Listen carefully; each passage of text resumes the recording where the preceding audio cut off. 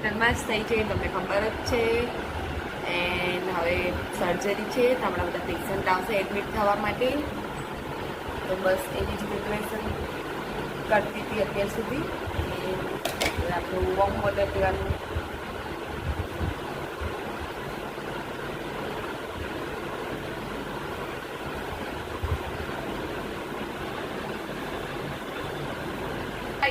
જો હું હોસ્પિટલ જવા રેડી થઈ ગઈ છું ને આ ભાઈ જો ફોન જ મચેડવાનું, આખો દિવસ આરામથી બેસી રહેવાનું. જો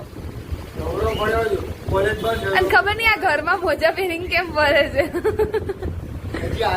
હું ઘરમાં હવે શું કરીશ હિમેશ? બરોબર. આ જો અમારા પોપટ શું કરે છે. મીઠું મીઠું